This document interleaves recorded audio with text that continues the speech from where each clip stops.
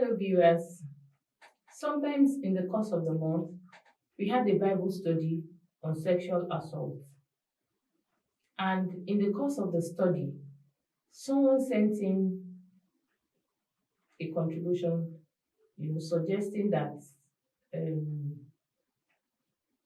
males are also oftentimes sexually assaulted.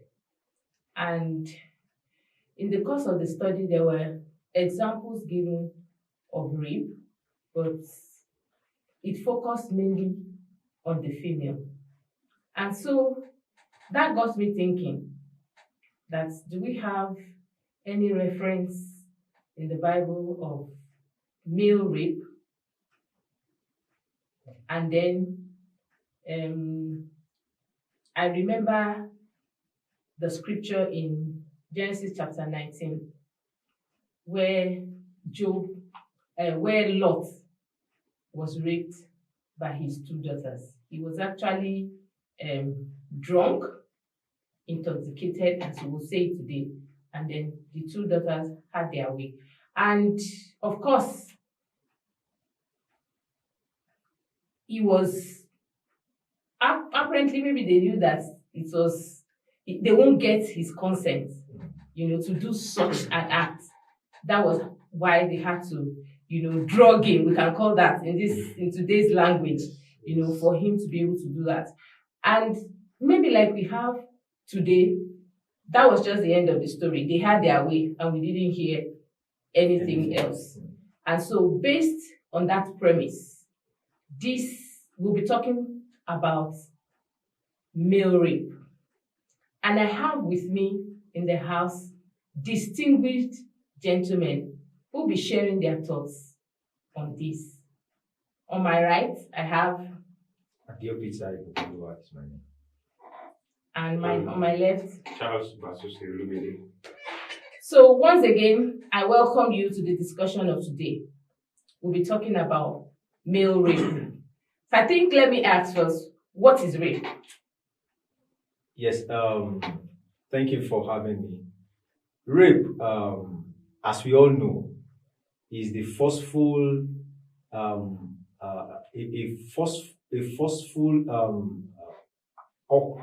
act or a forceful way of having carnal knowledge of the opposite gender.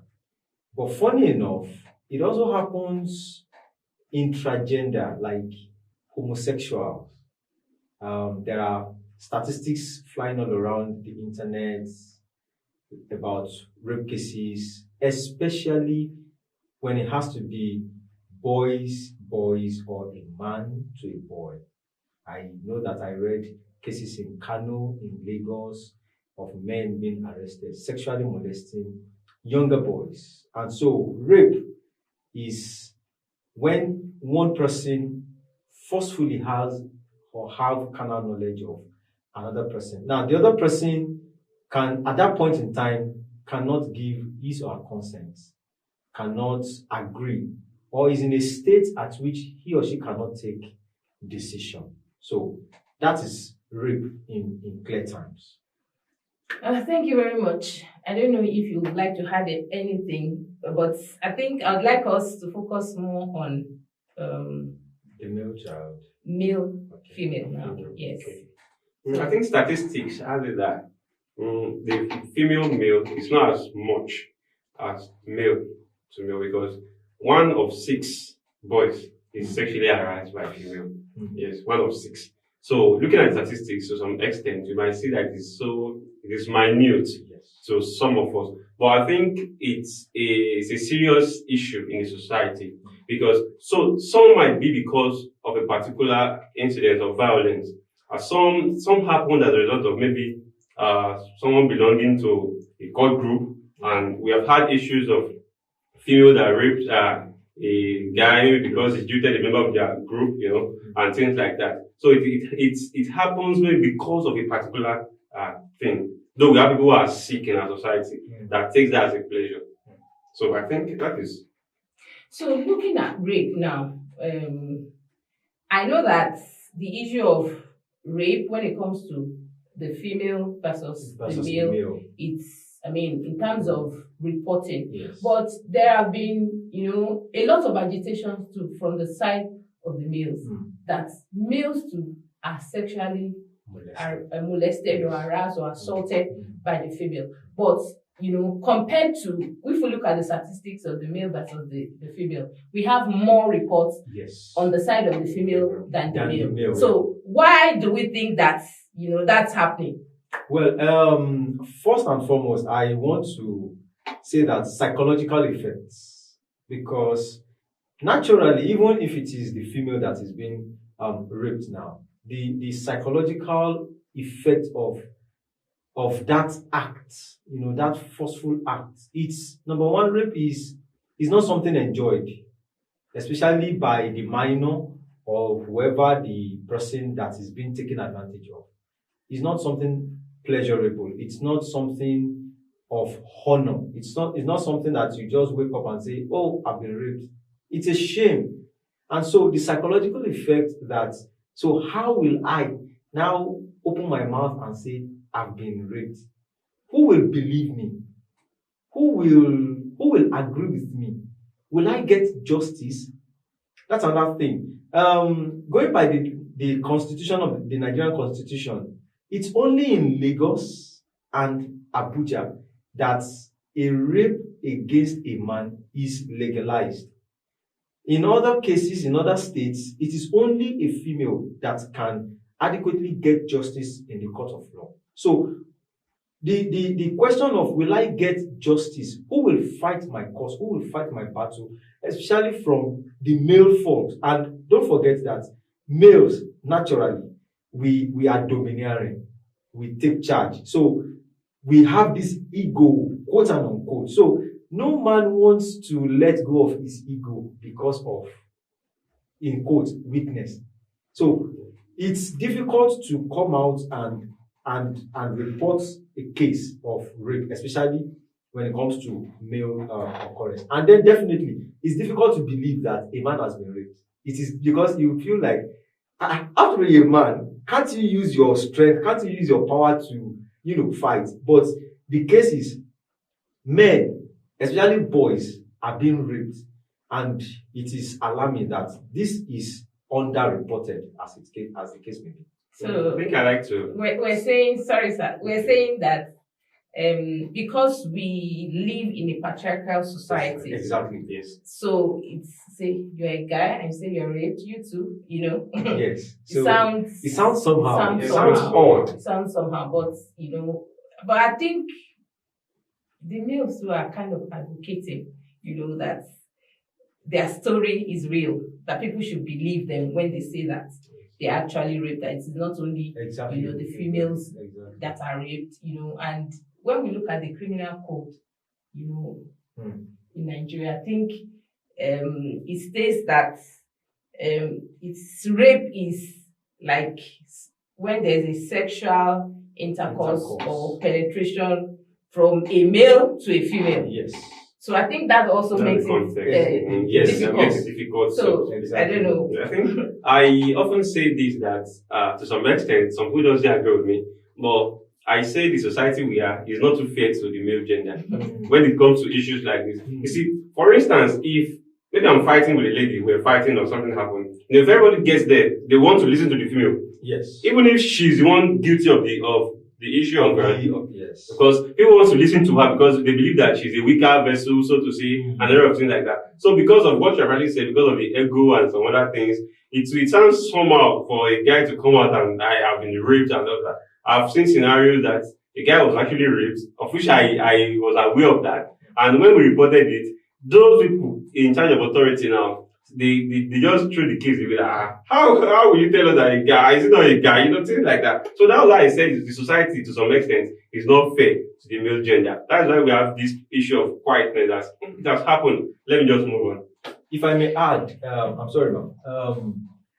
About some weeks ago, when there was a rape case against a lady at Benin, and on social media now, the outpour of people confessing, especially ladies now, was alarming. And so somebody started a conversation about men, males especially, talking and sharing their experiences. Man, I was wowed, because come and see tons on tons and tons of rape cases that you see a lot of men say that this is the first time they are ever talking about it. Some are even saying that, please don't disclose my name, don't disclose my identity. This is just the experience. And you'll be shocked that it starts from a very, very young age, at ages that you can't even fathom that could this ever happen. And so it's real. The unfortunate thing is that it's underreported. People are not coming out to say it. And we need to really make a lot of noise about this. People need to come out and share their experiences so that others will not fall into the same prey. And we can also learn from our experiences. Well, thank you. That is it. People coming out. I think there was a time too where issues of even rape against the female too was, Yes, really, really underreported. But as the awareness, keeps coming, now people have confidence and boldness to come out. And then they know that if they come voice out, yes, at least to some extent, they have like a support system. yes. And then eventually there's a very high likelihood of getting justice. Yes. And so based on that, so I think for the male rape too, I want to believe that if people are silent, they're not saying anything, then it will really be difficult. So first, there's a need for the awareness creation, and I think that is one of the essence of what we're doing now. Yes. Let us know that it's really real. Yes. I know that a lot of males, some of them say that their first sexual encounter oftentimes was with their housemates, and most of these things are not reported because everybody just feels that because you are male, if anything happens to you, I mean, I think because of the way our society is structured, Exactly. you expect the man to be bold. He must not be. He must be emotionless. He must be able to curtail himself and all of that. Yes. So I think let's look at the angle of the law now. Now that even when people come out now, Yes. I don't think since the law is not, It's not really backing it yes, firm on this. yes. So I mean that's also One of like the a minus. Yes. I think Although, sorry, I think is it Senator Tinubu, yes. already moved. I think, and they said it has passed like the second reading. Yes. because generally, I think in other countries of the world, in the US, in the UK, I think in the US 2012, they have actually redefined what rape is so that it will take care of both gender, so that it won't be just on the feminine. Yes. Yes. I think on the law, just as the senator has raised the motion and it has passed second reading, I think the law enforcement agents too should do well to support rape victims. You see, it is not only about reporting a case. Once the case is reported, what are the actions that are taken? Kudos to our law enforcement agents on all levels, at all levels. They are doing wonderfully well, but we need to do more. As law enforcement agents, we need to do more. As people, because of course, it is amidst us that the law enforcement agents are being groomed and they work.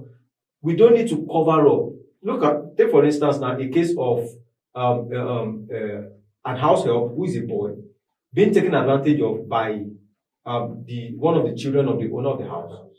And now, when the case is reported, the boss of this houseboy will now threaten him. And if you dare report, or if this case is dare done this and do that, I would see that I wreck you. You see, that boy would be intimidated already and will not even want to report it. So things like this, as a people, we also have to do more. Protect as much as we protect the female child. Yes, enough protection has been given to the female child. But the male not child enough. Not enough. I think we need to look at there are fundamental issues as regards this issue of rape. Yes. Now, like what Brabita was saying, if you look at this thing fundamentally, I think from the genesis, now most of these rape victims are probably from the house maid, and even their boss's wife too. Exactly. So things are happening, like the issue of Joseph in the Bible. Exactly. You see, it happens in our society, and there's a way the woman will silence the maid because the maid is helpless. Exactly. Now there's a scenario too of a young boy of 12. The housemaid was molesting him, and it happened all through the boy's secondary school years of learning. He was there. The thing was happening for good 7 years. Now the boy started innocent, but it got to a time the boy got used to it. Now when he got to a situation, he became sexually violent because he had tasted it over and over. He had been addicted to so because each time the boy returns from school, the next thing is to lock himself up in the room and do all of those. So I think this is one of the things that give birth to rape in our society. Even if those who are treated in that way, we want to continue. And those are people that are often forcefully rape the female gender to some extent. So that is the fundamental issue. I think we need to address that fundamentally. I think by addressing that, it will bring about to some extent a lasting solution to this issue of rape that is alarming our society.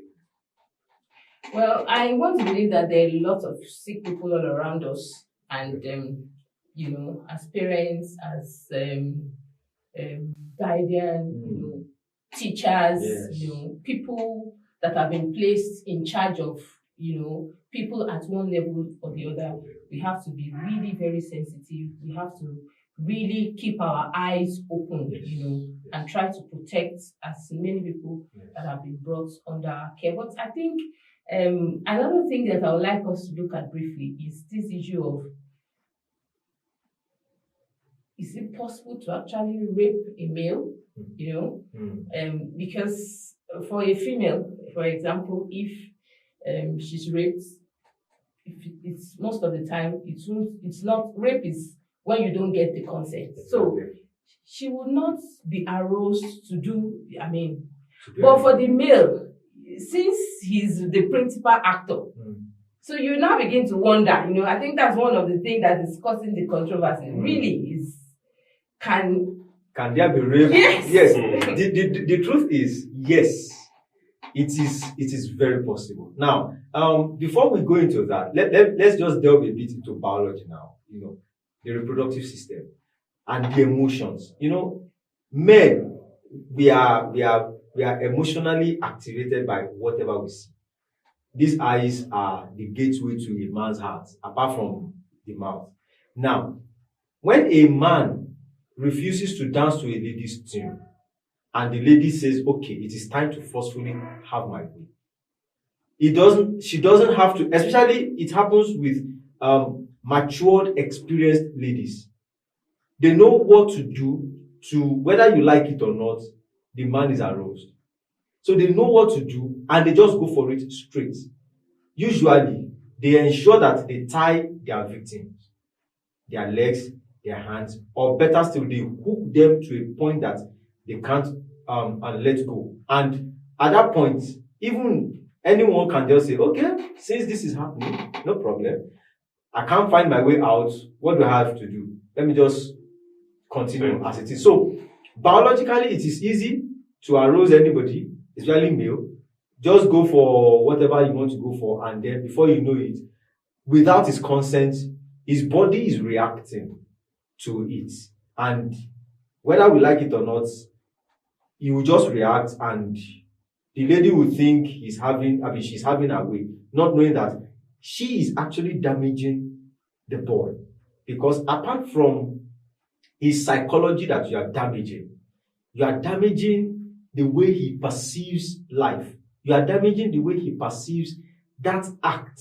Don't forget that act is meant specifically for married people.